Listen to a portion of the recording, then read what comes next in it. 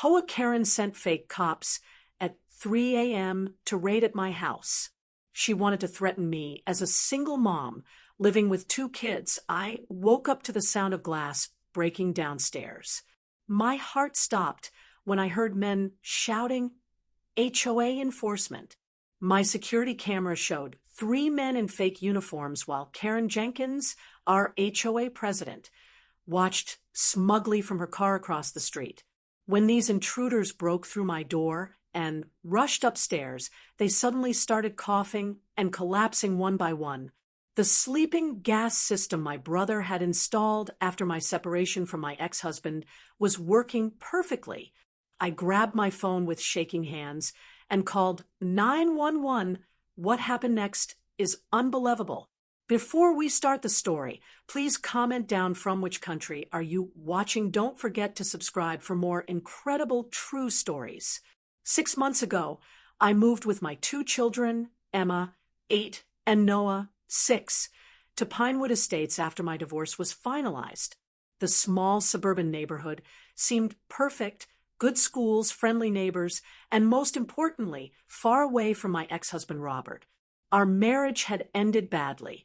Robert's gambling addiction had drained our savings, and when I finally decided to leave, his behavior turned threatening.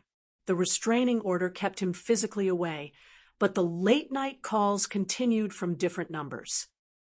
"I'll find you," he'd say. "You can't hide my kids from me forever." The modest 3-bedroom house in Pinewood was a fresh start, even with the strict HOA rules. Mrs. Daniels, the elderly president of the Homeowners Association, had welcomed us with a thick binder of regulations, everything from approved paint colors to lawn maintenance schedules. "It might seem excessive," she had explained kindly, "but it keeps our property values high and our community safe." Safe was exactly what I needed, what my children needed. For the first few months, we settled into a routine. I found work as a remote customer service representative, which allowed me to be home when the kids returned from school. Emma joined the neighborhood soccer team, and Noah made friends with the boy next door. Things were looking up. Then the first HOA violation notice appeared on my door. Unapproved holiday decorations must be removed within 48 hours. The notice read, referring to the Halloween pumpkins the children had carved and placed on our porch. I was confused. Other homes had similar decorations. When I called the HOA office, Mrs. Daniels seemed equally perplexed. "We haven't issued any violation notices this month," she said, "and holiday decorations are permitted from October 1st through November 5th. The second notice came a week later. Immediate action required. Unapproved vehicle in driveway. But I only owned 1 car, and it was properly registered with the HOA. By the 3rd notice, final warning, unauthorized residence, I was suspicious. The official-looking documents had the HOA letterhead, but were never signed. When I brought them to the next community meeting, Mrs. Daniels confirmed they hadn't come from her office. "Someone's playing a prank," she suggested, though her frown showed concern. "But we should report this to the neighborhood watch." That night, I received a text from an unknown number. "Nice try bringing the fakes to the meeting. You can't hide." I knew then it wasn't just a prank. Robert had found us. My brother Drew had been a military engineer for 12 years before starting his own security consulting business. When I called him in tears that night, he didn't hesitate. "I'm coming over tomorrow," he said, his voice calm in a way that immediately steadied my nerves. "Don't tell anyone I'm visiting, not even the kids." Drew arrived the next afternoon in an unmarked van. To any neighbors watching, he probably looked like a maintenance worker as he methodically checked my doors, windows, and electrical outlets. After sending the kids to play in the backyard, he sat me down at the kitchen table. "Lisa, I don't want to scare you, but this is escalating," he said, showing me how easily the locks on my doors could be bypassed. The fake HOA notices, the text messages. He's establishing a pattern, building up to something. "What can we do?" I asked, fighting to keep my voice from shaking. We can't move again. The kids just started feeling settled. Drew nodded, understanding the impossible position I was in. We need to make this house secure without making it obvious. A fortress attracts attention, and that's not what we want. Over the next 3 days, under the guise of helping with home repairs, Drew transformed our house. He installed reinforced door frames and special locks that looked ordinary but couldn't be picked, window sensors that would alert my phone if triggered, cameras disguised as smoke detectors. But his most unique protection came on the final day. This is something I developed for military applications. He explained, showing me a small device that looked like a standard air freshener. It's a targeted aerosol delivery system. In English, please, I said, trying to smile despite my anxiety. Sleeping gas, Drew simplified. Non-lethal, no lasting effects. It releases a colorless, odorless compound that causes rapid onset unconsciousness, 10 seconds of exposure, and an adult is out cold for about 20 minutes. He installed 4 units, one in the downstairs hallway, one in the living room, one at the top of the stairs, and one outside the children's bedrooms. The system is connected to your phone.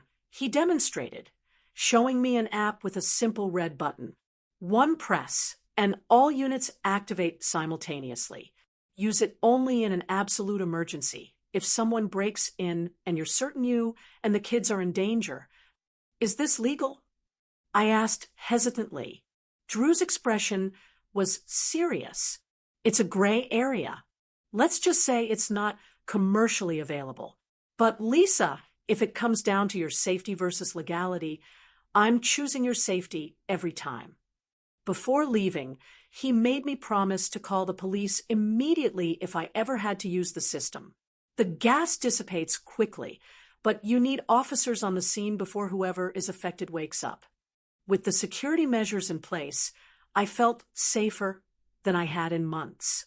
But Drew's parting words stayed with me. Security isn't just systems. It's awareness. Notice patterns, trust your instincts, and never ignore something that feels wrong. I didn't know then how soon those words would be tested. 2 weeks after Drew's visit, the pattern of harassment shifted. Instead of fake HOA notices, I started noticing small disturbances around the house. A garden hose uncoiled in the morning that I was certain I'd put away. The garbage bins moved from one side of the house to the other. A small handprint on the outside of Emma's bedroom window that was too large to be hers. Signs that someone was watching us, studying our routines. I reported everything to Officer Martinez, who had been assigned to our case, after I filed a report about the harassment. She was sympathetic, but limited in what she could do. Document everything she advised during one of her regular check-ins, and call immediately if he violates the restraining order. But until then, she didn't need to finish. I understood the reality. The police couldn't station an officer at my house 24/7 for what might be dismissed as petty harassment. The neighbors had noticed the police visits. Mrs. Daniels brought over a casserole one evening, her concern evident. We look out for each other here, she assured me. I've let the neighborhood watch know to keep an extra eye on your house. I appreciated the support, but was careful not to share too many details. The fewer people who knew about Robert's threats, the better. I didn't want the kids labeled as the children with the dangerous father. The breaking point came when Emma returned from school, visibly upset. Her teacher had pulled me aside during pickup. A man was watching the playground today, she explained quietly. When I approached him, he said he was Emma's uncle, just checking on her. I knew from her records that wasn't right, so I called security, but he left quickly. My blood ran cold. What did he look like? The description matched Robert perfectly. That night, after the children were asleep, I called Drew. He was at her school. I whispered, afraid the kids might hear despite being asleep. How did he even know which one she attends? Social media, Drew suggested grimly. School websites. It's not hard to find information if you know where to look. What do?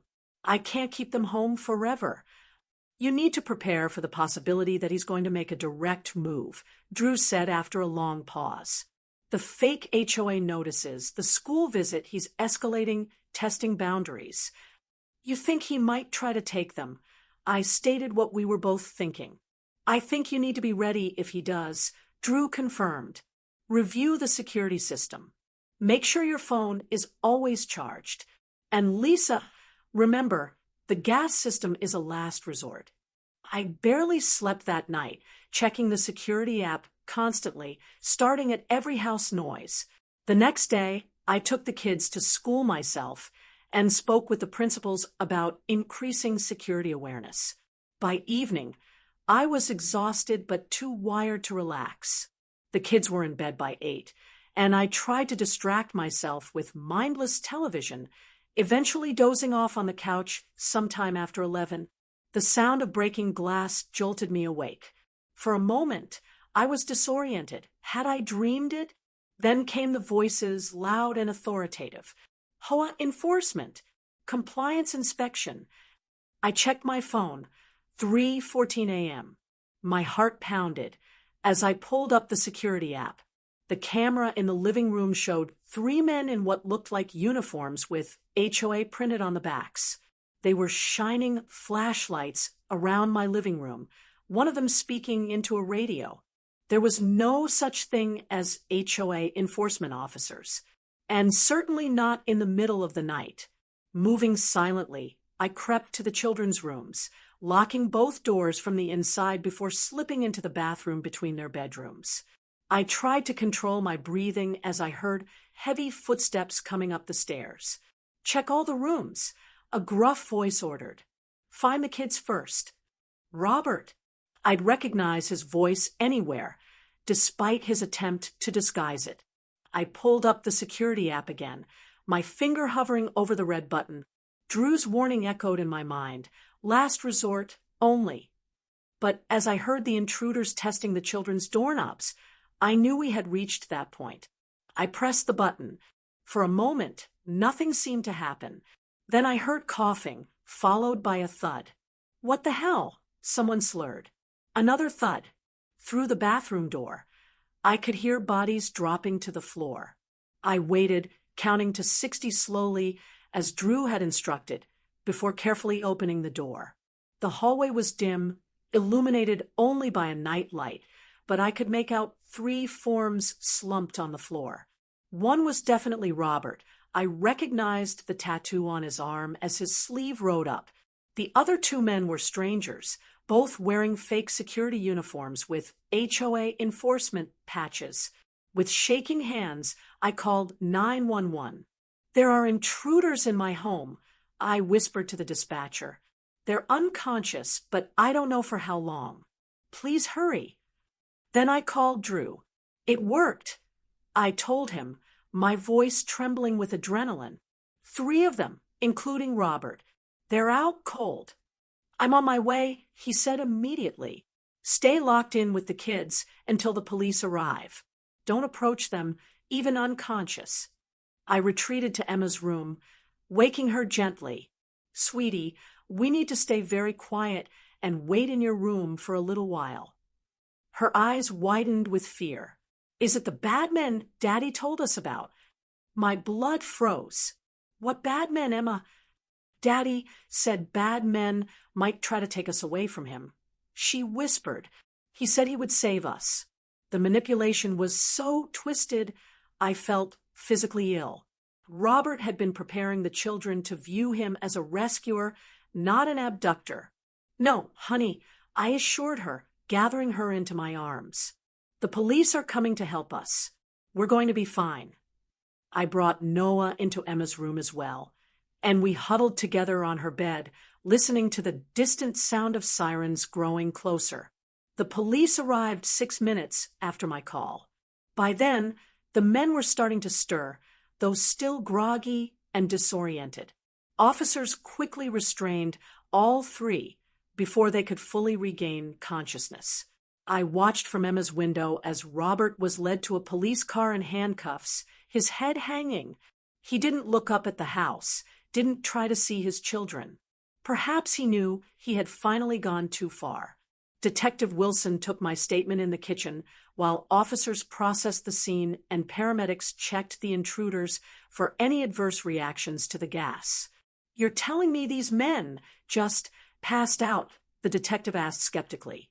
I hesitated, unsure how much to reveal about Drew's security system.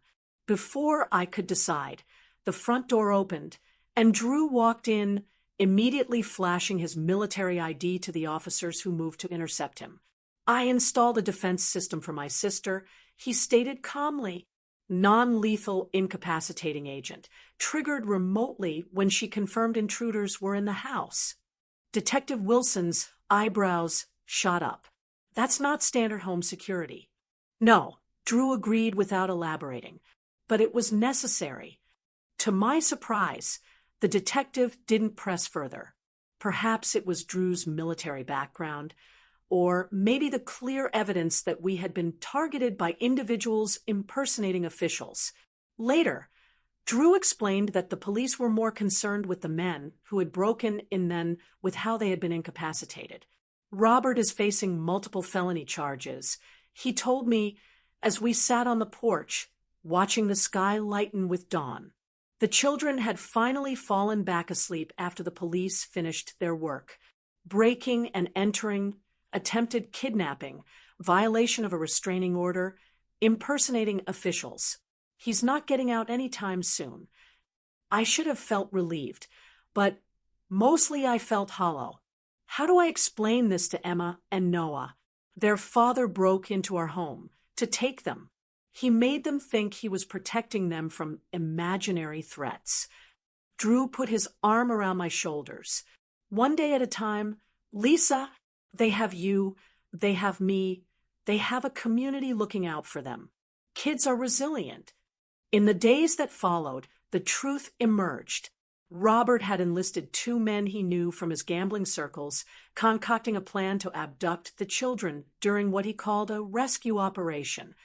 They had been watching our house for weeks, studying our routines, even creating fake HOA notices to intimidate me. What Robert hadn't counted on was a sister fighting for her children, a brother with specialized skills, and a community that noticed when something wasn't right. Mrs. Daniels organized a neighborhood meeting the weekend after the break-in, where the real HOA unveiled new security measures for the entire community, better lighting, a formal verification system for any official communications, and regular security patrols. "What happened to the Reynolds family could happen to any of us," she announced to the gathered neighbors. "This is why community matters. We watch out for each other." The support was overwhelming. Neighbors brought meals, offered to drive the children to activities, and checked in regularly. Officer Martinez stopped by every few days, updating me on the case against Robert and his accomplices. Drew stayed with us for 2 weeks, reinforcing the security systems and helping the children process what had happened. He spoke to them honestly, but appropriately, explaining that their father had made bad choices, but that didn't mean they were bad or unloved. "Sometimes adults get confused about the right way to show love," he told them one evening as we sat on the back porch, watching fireflies. "Your dad got very confused. Now he has to take some time to learn better ways." "Will we ever see him again?" Noah asked, his small face serious. Drew looked to me, letting me answer. "Someday when he's better and it's safe," I said, hoping it was true. Despite everything, I didn't want to erase their father from their lives completely, but not for a while. Emma leaned against my side. "I like it here with just us, and Uncle Drew when he visits." The simple acceptance in her voice brought tears to my eyes. Children adapt, as Drew had said, sometimes more easily than adults. As for the sleeping gas system, Drew removed it before he left. "You don't need it anymore," he said confidently. "Robert's going to be in custody for the foreseeable future, and you have other security measures in place now." He was right, of course, but part of me missed the reassurance of that red button. It had given me control when I'd felt most powerless. In its place, Drew installed something else, a panic button that connected directly to both the police and to his phone. Just in case, he said with a wink. Old habits. The seasons changed, and with them, our lives found a new rhythm. Robert pleaded guilty to reduced charges in exchange for entering both a prison rehabilitation program and therapy. His earliest possible release was still years away, giving us time to heal and establish boundaries. The children flourished with the stability. Emma's soccer team made it to regionals, and Noah discovered a talent for science that had his teachers suggesting advanced classes. I found a better job with a marketing firm that allowed me to continue working remotely but with better pay and benefits. The house in Pinewood Estates truly became our home, not just a place to hide, but a place to grow. Mrs. Daniels stopped by one afternoon with a pie and news. The HOA board voted unanimously. She announced proudly, "We're naming you our new security advisor. Paid position, just 5 hours a week. After what you went through, we figured you'd have valuable perspective." I laughed, thinking of how my brother would react to his security novice sister giving advice. "I'm hardly an expert." "No," she agreed, "but you're observant, you care about this community, and you understand what it means to feel unsafe in your own home. That's expertise we need." I accepted the position, working closely with the Neighborhood Watch to implement practical safety measures. My first initiative was a verification system for all HOA communications. Each notice now included a unique QR code that residents could scan to confirm authenticity. Drew visited monthly, alternating between staying with us and with his girlfriend in the next town over. The children adored their uncle's visits, which often included what he called safety adventures, really just glorified hide-and-seek games that taught them awareness and quick thinking. "You're training my children to be tiny operatives," I accused him one evening as we watched them demonstrate their newest evasive maneuvers in the backyard. He grinned. "I'm teaching them to be confident and aware. The world has scary parts, Lisa. We can't pretend it doesn't, but we can prepare them to navigate it safely." I couldn't argue with his results. The frightened children who had huddled in Emma's bedroom 6 months ago now moved through the world with cautious confidence. They knew what to do if approached by a stranger, how to call for help, where to find safe adults. As for me, I no longer jumped at every sound in the night. The security system Drew installed had become second nature to check, but I rarely felt the need to monitor it constantly. The community around us had become part of our safety net, neighbors waving as they walked dogs past our house, keeping an eye out just as we did for them. One night, as I tucked Noah into bed, he asked a question that caught me off guard. "Mom, are you still scared?" I considered deflecting, but decided on honesty. Sometimes. But being brave isn't about never being scared. It's about not letting the fear stop you from living. He nodded seriously, like when the bad men came, "And you protected us even though you were scared." "Exactly like that," I said, kissing his forehead. "Now sleep tight." As I closed his door, I realized the truth in my own words. The fear hadn't disappeared entirely, perhaps it never would, but it no longer controlled our lives. We had built something stronger than fear, resilience. That night, I stood on the back porch looking up at the stars, remembering the night 6 months ago when I pressed that red button, terrified yet determined. The sleeping gas had stopped Robert and his accomplices, but our real protection had come from connections, a brother who wouldn't let us face danger alone, a community that rallied around us, and the bonds between mother and children that no threat could sever. Real security, I had learned, wasn't about locks or alarms or even sleeping gas. It was about building a life where you were surrounded by people who noticed, who cared, who showed up when needed. It was about teaching children that the world could be frightening sometimes, but they were never alone in facing it. as I headed back inside to check the locks one last time. Some habits die hard. I felt grateful for the lesson hidden within the trauma.